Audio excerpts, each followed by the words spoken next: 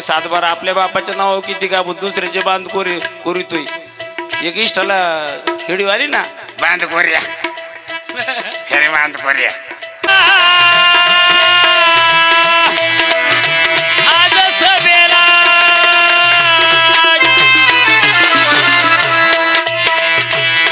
आणि तुझ्या सवालाचं उत्तर देतो ऐक कवी मुलांना.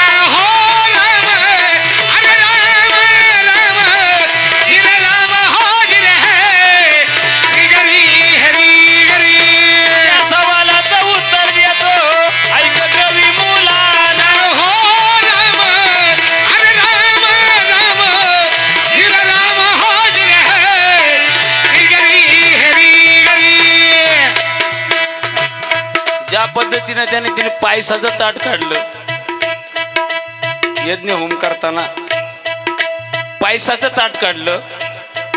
पुढे जाऊन शाहीर सांगितलं, जसं रामाचं रामफळ, सीताचं सीताफळ, लक्ष्मणाचं भक्तिफळ, रामाचं रामफळ, लक्ष्मणाचं भक्तिफळ, सीताचं सीताफळ, हनुमंतरायांचं. शायरांचा सवाल आहे ना आपल्याला. लक्षपूर्वक ऐका शाहीर. हा एखादी गोष्ट प्रामाणिकपणे वाचनात नाही आली तर माणसाने सांगावं ते माझ्या वाचनात गेलं.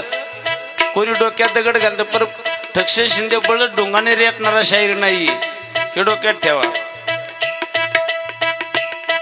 तेव्हा तुम्ही जो प्रश्न विचारला त्याचं उत्तर तर तंतोतंत मी देणारच आहे. पण थोडं तिथं गोटमेट झाले कुठं, या तांदळांजवळ. आणि ते तांदूळ जर नसते, त्याचे पिंड केले, ते पिंड आपल्याला इकडे करावं लागतं.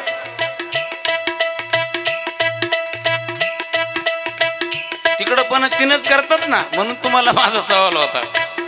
ती मोठे शाहीर आहात, वरून तुमच्या तोंडाने तुम्ही नाही, आपण गरीब माणूस आहे. तुमच्या तोंडाने तुम्ही म्हणलं तर आम्ही म्हणत नाही तुम्ही गरीब आहात, असं तुम्ही गरीब.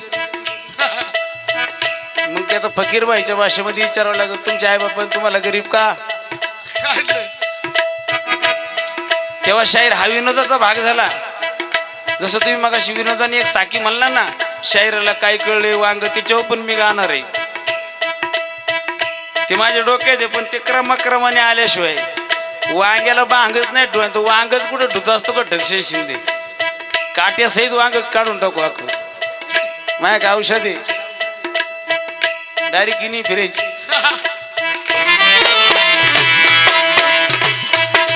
ऐका पंडिता गुणी वाचा, अरे बस माझ्या मोरे, बस माझ्या मोरे. तुझ्या सवालाचं उत्तर देतो दक्षिण शाहीर.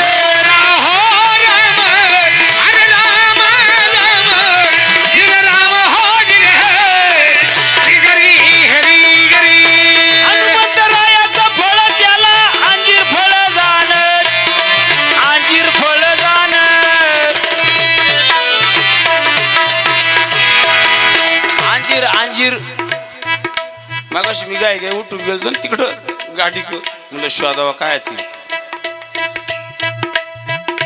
मोठा ग्रंथ आहे रामायणाचा.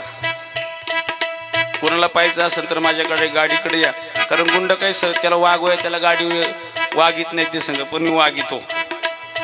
थोडं लागतंय. सातबार आपल्या बापाच्या नाव किती का दुसऱ्याचे बांध कोरितोय. एक इष्टाला हिडीव आली ना, बांध कोर्या हे बांध कोर्या. काल परवा दिवशी पाहिलं त्याला बामटे ते भारी बोलले, पण खरी तशी गोष्ट आहे. हा बांधकोऱ्या नाही, हाका मारे आहे. तेव्हा जात असताना शाहीर शास्त्र शोधायचं असते. ते काय कोणाच्या घरात पिकत नाही. पण कलगीचा शीन तुरा, आमचा तुरा श्रेष्ठ. अरे तुरा कायचा श्रेष्ठ, इकडं एकनाथ महाराज फुकट म्हणले का? पहिले कोठेच नव्हते काही, चंद्र सूर्य तारा नाही, अवघे शून्य होते पायी. तेथे एक ढालगज निर्माण झाली का अनुभव तेरे तेरे ते तेरे ते म्हणजे काय? ते म्हणजे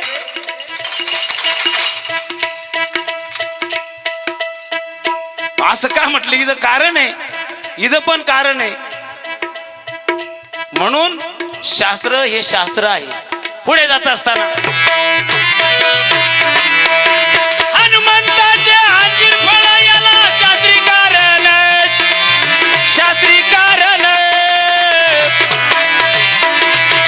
खरी हा सुंदर खोटे म्हणशी तर धरीन दोन्ही कान. हो राम हरे राम राम हरे राम हरे हरी हरी हरी. खरी हा सुंदर खोटे म्हणशी तर धरीन दोन्ही कान. हरे राम राम हरे राम हरे हरी हरी हरी. आता थोडीशी गाणी सांगतो रामायणी खून, रामायणी खून.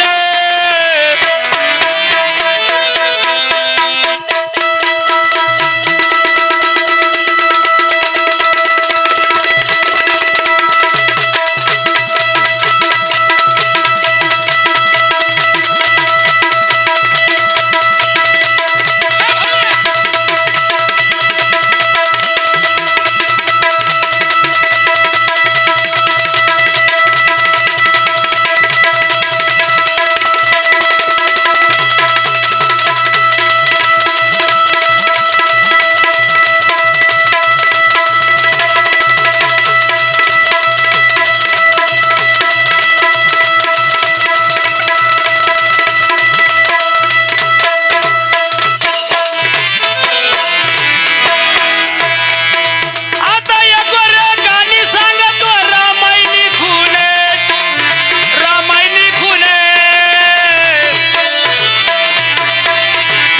आणि रामचंद्राचा जन्म झाला 12 लाखा म्हणून. हो राम हरे राम राम हरे राम हरे हरी हरी हरी. रामचंद्र प्रभू जन्माला आला. रामचंद्र प्रभू जन्माला आल्याच्या नंतर किती वाजता जन्म झाला? भर उन्हाचा 12 वाजता. आणि ज्या वेळेस एक मधली गोष्ट सांगतोय बरं का, कारण एखादी गोष्ट सांगावी माणसांनी. 12 वाजता ज्या वेळेस रामचंद्र प्रभूंचा जन्म झाला, तुम्ही उद्या सकाळी 12 वाजता कृती करायला काय हरकत आहे का? 12 वाजता उन्हात उभं राहायचं. कंप्लीट 12 वाजता रामचंद्र प्रभूंचा जन्म झाला त्या टायमिंगला. 12 वाजता उन्हात उभं राहायचं. आपली सावली बघायची कुठे जाते. माऊली साधं सोपं आहे ना. उद्या दिवसा 12 वाजता उन्हात उभं राहायचं. सावली कांच्या बाजूला पडते तेवढं मला सांगा. माणसाची सावली पडतीच का नाही पडत? वाल्मिकी रामायणामध्ये बरं काही गोष्ट.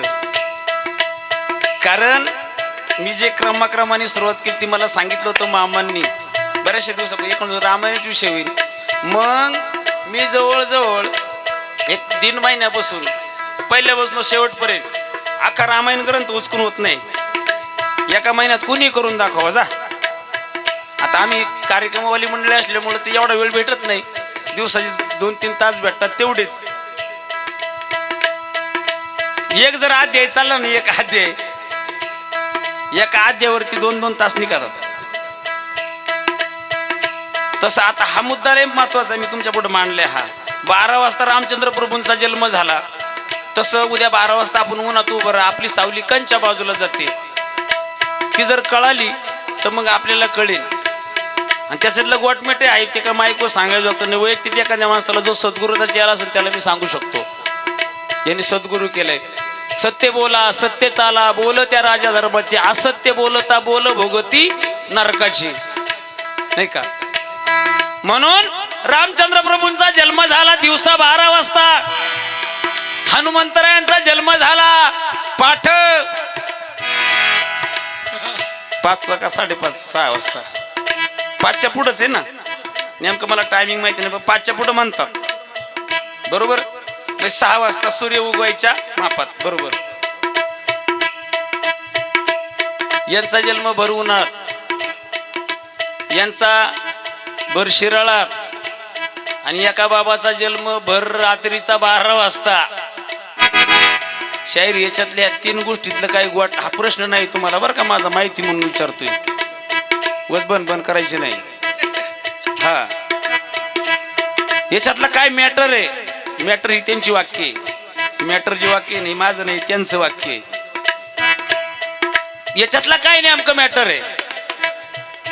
एकाचा जन्म 12 वाजता उन्हात, भर उन्हात, एकाचा शिराळात, आणि एखादा रात्रीच्या 12 वाजता भर पावसाळ्यात. याच्या पाठीमागचं काय हा माझा प्रश्न नसून तुम्हाला माहिती म्हणून विचारले, जे लोकांना माहिती होईल. माझा प्रश्न पुढे येतो तुम्हाला अजून. रामचंद्राचा जन्म झाला, रामनवमी म्हणता जाण, रामनवमी म्हणता जाण, आणि आता थोडीशी गाणी सांगतो ऐका गावन.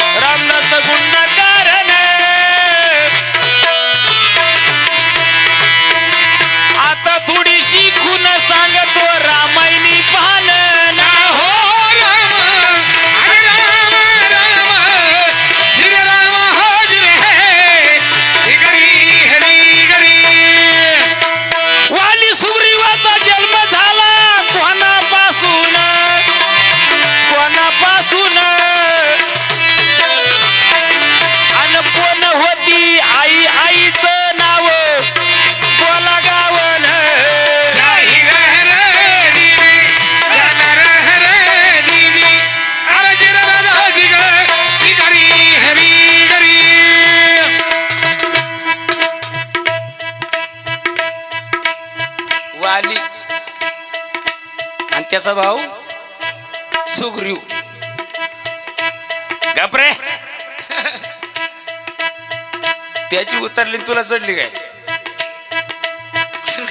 नाही तर दोघांना नाही तिकडे घेईन माग पडदेच्या. जात असताना शायरांना सवाल, माझा सवाल म्हणून नसतो, माझी माहिती म्हणून असते. कारण माहिती झाली पाहिजे लोकांना. नुसतं मला बाबूराव म्हणा असं चालत नाही. मग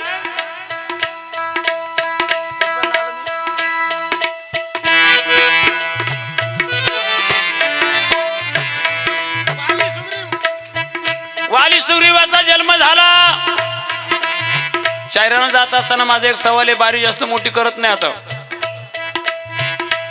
चेअरमन आहेत का? मग हा वाली सुग्रीव जन्माला आला, यांची आई कोण? आईचा मेळ लागले हो, बापाचा मेळ लागणार आहे. आता पुढे जाऊन शायरांना मुद्दाम मी प्रश्न विचारला, रामन मी कुठं टेकवले? रामचंद्र प्रभूंचा जन्म झालेला आहे. आता इथून पुढे त्यांना कसं निघायचं, माझं उत्तर देऊन यायचंय का हे देऊन पुढे उत्तराकडे जायचे त्याने शोधायचं. अव वाली सुग्रीवाची माता सांगावा तुरे वाल्यानं, तुरे वाल्यानं कोण होता व पिता जन्म मला सांगून.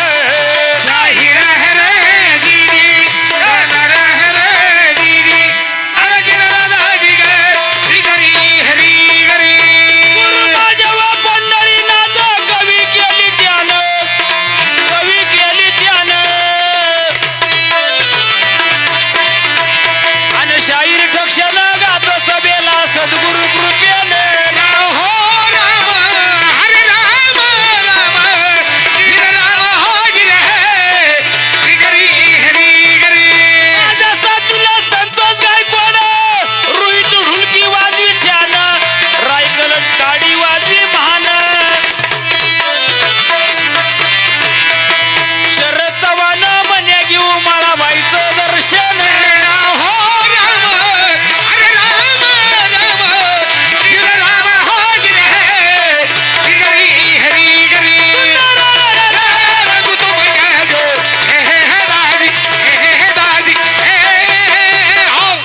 काय नाराज आहे का?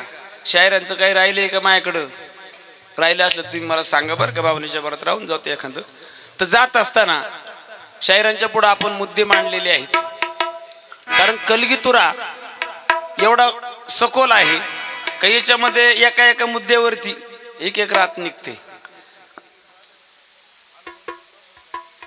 हा हनुमंतराया याचा बाप कोण?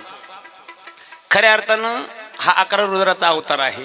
हनुमंतरायांचा अवतार कोणाचा? शंकराचा आहे. ब्रह्मचार्याचा बाप कोण? ब्रह्मचारीच. शंकर ब्रह्मचारीच आहे. आलं का? कारण शंकर पार्वतीला धरणी मातेचा शाप होता, तुम्हाला एकामेकापासून मुलं होणार नाही. जिथं बाप असन तिथं आई नसन. गणपती झाला तर बाप गाव फिरायला गेलता. कार्तिक स्वामी हा 6 जणी कृत्तिकांपासून झाला. म्हणजे शायरांच्या सवालाचं उत्तर इथंच आहे. शायरांना काय समजून घ्यायचं, शायरांनी समजून घ्यावं.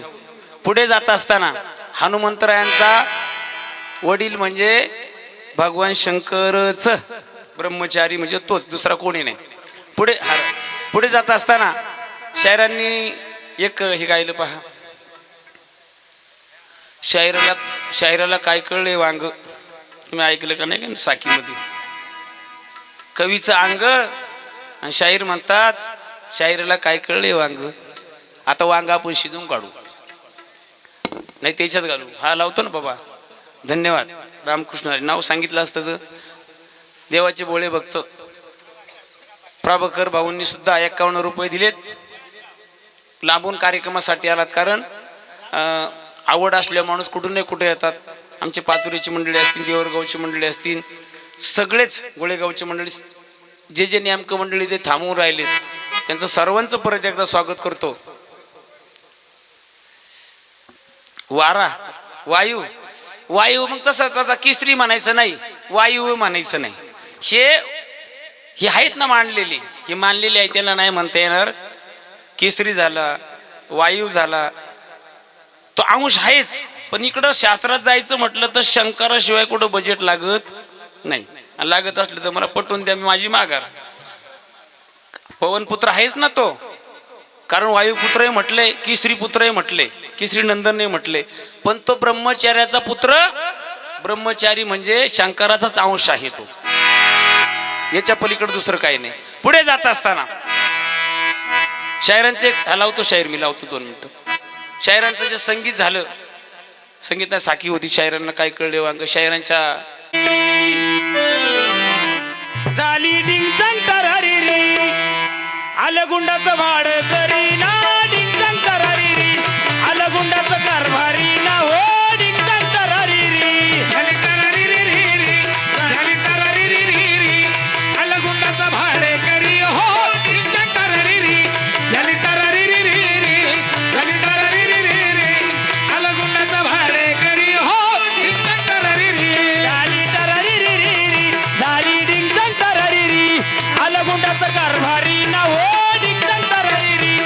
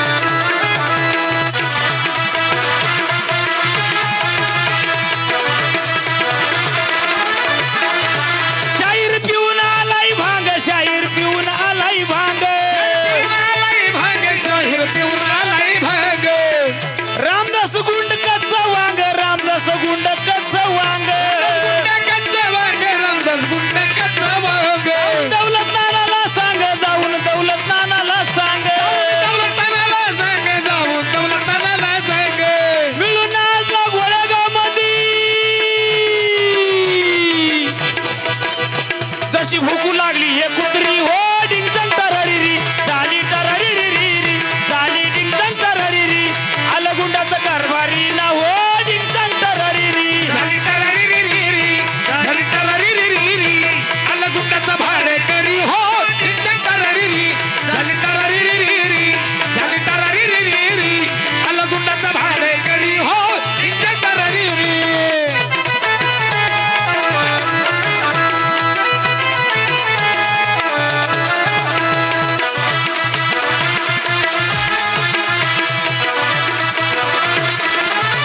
रामदास गुंडा देतोय हाळी रामदास गुंडा देतोय हाळी गुंड देतोय हाळी रामदास गुंड देतोय हाळी रामदास गुंडा देतोय हाळी रामदास गुंडा देतोय हाळी गुंड देतोय हाळी रामदास गुंड देतोय हाळी डपावरती तिथं आता खऱ्या अर्थानं या ठिकाणी एक वाक्य अवघड आहे गुंडशाहीर मी टाळतो कारण आपल्याला त्या समाजावर काय बोलायचं नसते त्याच ठिकाणी एक समाजाचं नाव आहे तुमच्यासाठी मी वाक्य बदली करतो रामदास गुंडा देतोय हाळी रामदास गुंडा देतोय हाळी रामदास गुंड देतोय हाळी रामदास गुंड देतोय हाळी साधा खायला घेतोय केळी साधा खायला घेतोय केळी खायला मागतो केळी सदा खायला मागतो केळी खायला मागतोय केळी साधा खायला मागतोय केळी 6 नंबर वाणी बोचव वाळी 6 नंबर वाणी बोचव वाळी आता इथे एक वाक्य आहे ना थोडं अवघड आहे त्याच्यामुळे या पदरचं वाक्य घातलंय कारण ते वाक्य एवढं बेकार आहे का ते पटणार नाही अर्धा होऊन बोचव वाळी अर्धा होऊन बोचव वाळी मिळून आला गोळ्यागावमध्ये यात्रा भरली ही सारी हो डिंगटंग तररिरी झाली तररिरी झाली तररिरी गुंडाचं कारभारी ना हो डिंगटंग तररिरी झाली तररिरी झाली तररिरी आला गुंडाचं भाडे करी हो डिंगटंग तररिरी झाली तररिरी झाली तररिरी आला गुंडाचं भाडे करी हो डिंगटंग तररिरी भाऊ जाधव कवन करी भाऊ जाधव कवन करी भाऊ जाधव कवन करी व भाऊ जाधव कवन करी कलगी लावली डफावरी व कलगी लावली डफावरी कलगी लावून डफावरी व कलगी लावून डफावरी मिळून आजला सिरवलीच्या माळावरती भूकू लागली हे कुत्री हो